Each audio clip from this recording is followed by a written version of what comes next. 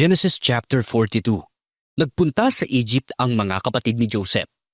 Nang mabalitaan ni Jacob na may pagkain sa Egypt, sinabi niya sa mga anak niya, Ano, magtitingilan na lang ba tayo dyan? Balita ko may pagkain daw sa Egypt. Pumunta kayo doon at bumili ng makakain para hindi tayo mamatay sa gutom. Pumunta nga sa Egypt yung 10 kapatid ni Joseph para bumili ng pagkain. Hindi pinasama ni Jacob ang nakababatang kapatid ni Joseph na si Benjamin kasi natatakot siya na baka may mangyaring masama sa kanya. Pumunta nga sa Egypt yung mga anak ni Jacob para bumili ng pagkain. Ganon din ang ginawa ng mga kababayan nila. Kasi taggutom na sa buong Kanaan. Dahil si Joseph ang governor ng Egypt, siya ang nagbebenta ng pagkain sa lahat ng mga tao. Dumating ang mga kapatid ni Joseph at nagbow sila sa harapan niya. Nang makita ni Joseph ang mga kapatid niya, nakilala niya sila. Pero hindi siya nagpahalata. Pagalit niya silang tinanong, "Taga saan kayo?" "Taga Kanaan po kami. Bibili po kami ng pagkain," sagot nila. Na-recognize ni Joseph ang mga kapatid niya, pero hindi nila nakilala si Joseph. Naalala niya ang mga panaginip niya tungkol sa kanila at sinabi niya, Mga spy kayo! Nagpunta lang kayo dito para malaman ang kahinaan ng bansa namin! "Hindi po sir," sagot nila.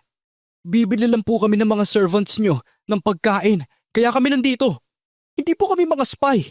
Magkakapatid kaming lahat at mga tapat po kaming tao." Sinabi ni Joseph sa kanila, Hindi! Nagpunta lang kayo dito para alamin ang kahinaan ng bansa namin!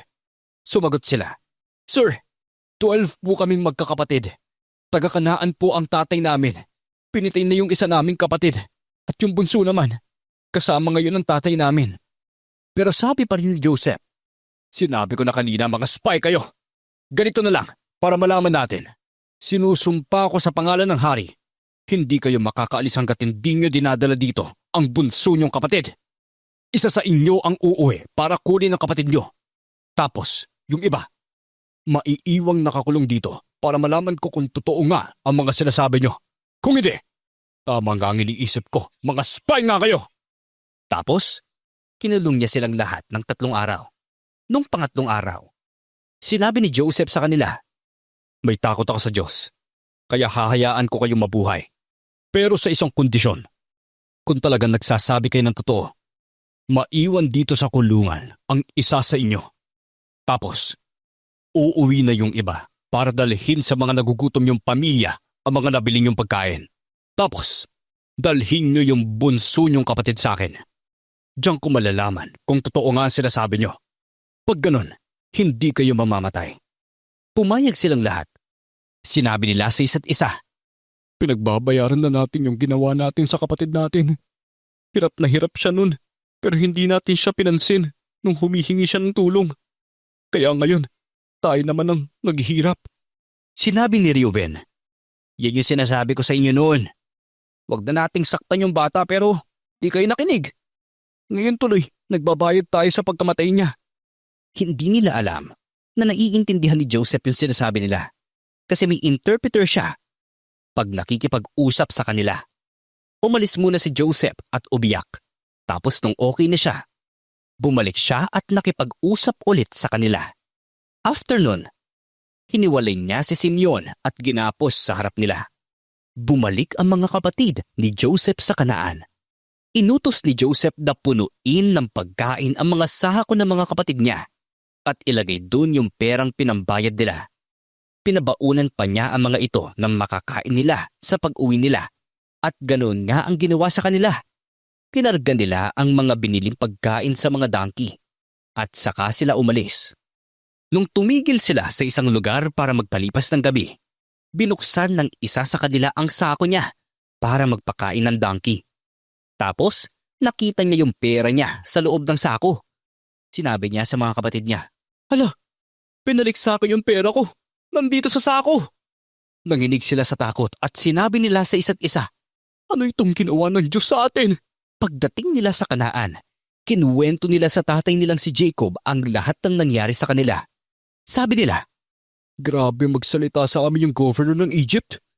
Pinagbintangan ba naman kaming nag-espiya sa bansa niya? pero sabi namin, Mga tapat po kaming tao, hindi kami mga spy. 12 kaming magkakapatid sa iisang tatay. Patay na ang isa naming kapatid tapos yung bunso naman naiwan sa Kanaan kasama ng tatay namin. Tapos sabi ng governor, para malaman ko kung totoo nga ang sinasabi ninyo, isa sa inyo ang may iwan dito. Tapos yung iba, pwede nang umuwi dala ang pagkain para sa nagugutom yung pamilya. Dalhin niyo dito yung bunso niyong kapatid. Doon ko lang malalaman kung tapat nga kayo at hindi mga spy. Ibabalik ko din sa inyo ang kapatid niyo. Tapos, pwede pa kayo magstay dito at magnegosyo. Nung inalis na nila yung laman ng mga sako, nakita nila yung mga pera nila doon. Natakot silang lahat, pati ang tatay nila. Sinabi sa kanila ng tatay nila, Gusto niyo bang mawala sa akin ang lahat ng mga anak ko? Wala na si Joseph. Wala na din si Simeon. Tapos ngayon, gusto niyo pang dalhin doon si Benjamin. Napakahirap nito para sa akin. Sinabi ni Reuben sa tatay niya, pag hindi ko po nabalik si Benjamin sa inyo, patayin niyo ang dalawang anak ko. Basta ako po ang bahala sa kanya. Ibabalik ko siya sa inyo.